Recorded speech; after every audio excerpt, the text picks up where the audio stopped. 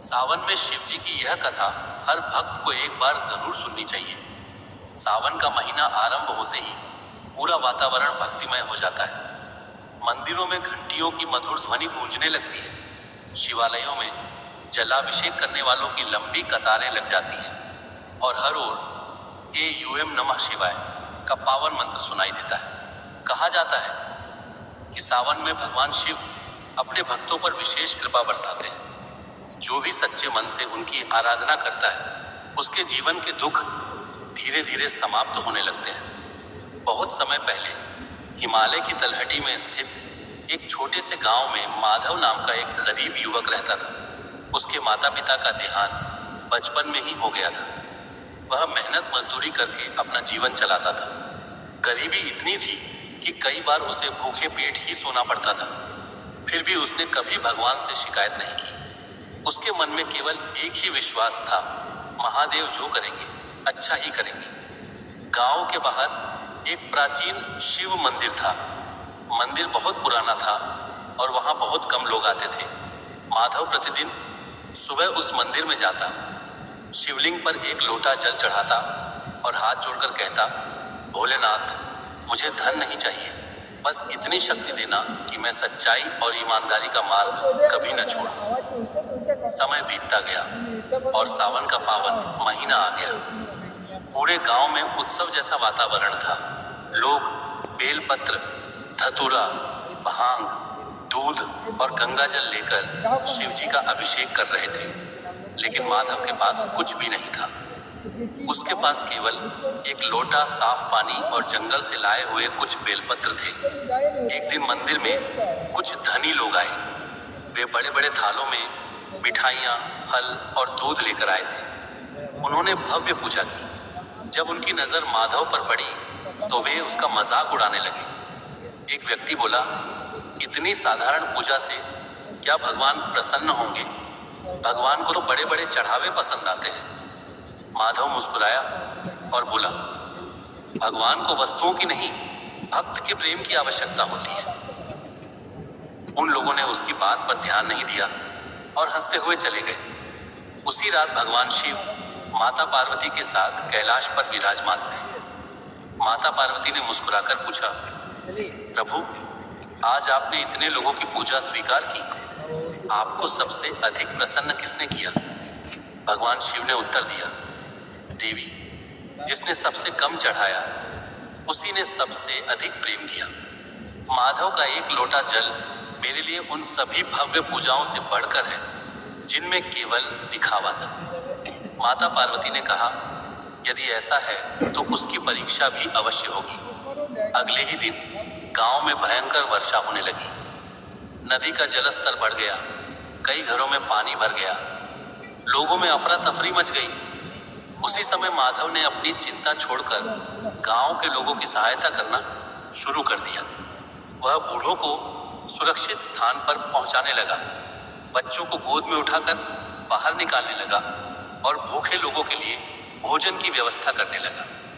3 दिन तक वह बिना आराम किए सेवा करता रहा। उसके पास जो थोड़ा बहुत अनाज था वह भी उसने दूसरों में बांट दिया।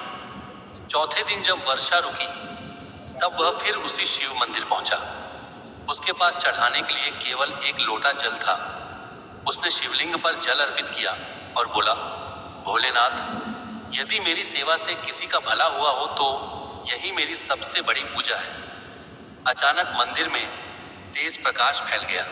घंटियां अपने आप बजने लगी। पूरा वातावरण दिव्य सुगंध से भर गया। माधव ने आंखें खोली तो उसके सामने स्वयं भगवान शिव और माता पार्वती दिव्य रूप में खड़े थे। माधव भाव विभोर होकर उनके चरणों में गिर पड़ा।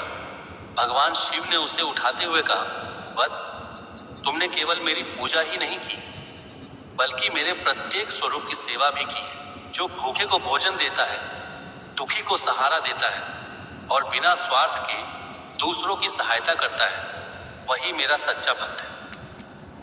माता पार्वती ने स्नेहपूर्वक कहा, तुमने कभी अपने दुखों की शिकायत नहीं की और हर परिस्थिति में विश्वास बनाए रखा, इसलिए आज से तुम्हारे जीवन की कठिनाइयां समाप्त होंगी। इतना कहते ही भगवान शिव ने उसे आशीर्वाद दिया। अगले ही दिन गांव के लोगों ने देखा कि माधव के खेत, जो वर्षों से बंजर थे, हरियाली से भर गए हैं। उसकी मेहनत रंग लाने लगी, उसे सम्मान मिलने लगा। लेकिन सबसे बड़ी बात यह थी कि उसके मन में कभी अहंकार नहीं आया। धीरे धीरे उसकी समृद्धि बढ़ती गई। उसने अपने लिए बड़ा महल नहीं बनवाया, बल्कि गांव में एक कुआं खुदवाया, गरीब बच्चों के लिए पाठशाला बनवाई और पुराने शिव मंदिर का जीर्णोद्धार कराया। जब लोगों ने उससे सफलता का रहस्य पूछा तो वह मुस्कुराकर कहता, मैंने कभी भगवान से धन नहीं मांगा, मैंने केवल उनका विश्वास मांगा था। जब विश्वास मिल गया तो बाकी सब अपने आप मिल गया। उस दिन से गांव के लोगों की सोच बदल गई। अब वे केवल दिखावे वाली पूजा नहीं करते थे, वे गरीबों की सहायता करते, जरूरतमंदों को भोजन कराते और सच्चे मन से भगवान शिव का स्मरण करते। कहा जाता है कि सावन के अंतिम सोमवार को भगवान शिव एक बार फिर उस मंदिर में अदृश्य रूप से आए। उन्होंने मंदिर में जल चढ़ाते प्रत्येक भक्त को आशीर्वाद दिया। जो भी वहां श्रद्धा से ओम नमः शिवाय का जाप करता, उसके मन को अद्भुत शांति का अनुभव होता।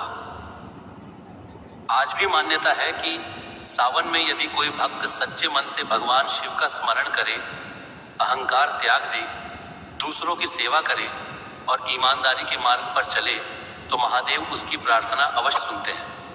भगवान शिव केवल दूध, बेलपत्र या गंगा जल से ही प्रसन्न नहीं होते, बल्कि निर्मल हृदय, सच्ची श्रद्धा और निष्काम सेवा से सबसे अधिक प्रसन्न होते हैं। इस कथा का संदेश यही है कि भगवान शिव को बाहरी आडंबर नहीं, बल्कि सच्ची भक्ति, करुणा, सेवा और विनम्रता प्रिय है। सावन का महीना केवल व्रत और पूजा का समय नहीं, बल्कि अपने मन को पवित्र बनाने, दूसरों की सहायता करने और जीवन में सत्य तथा धर्म का पालन करने का अवसर भी है। आइए इस सावन हम सभी संकल्प लें कि केवल पूजा ही नहीं, बल्कि अच्छे कर्म भी करेंगे।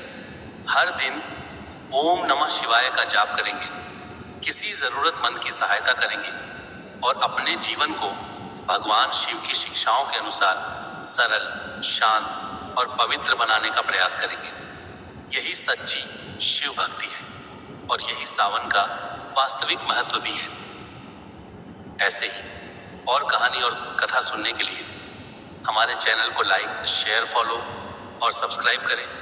धन्यवाद।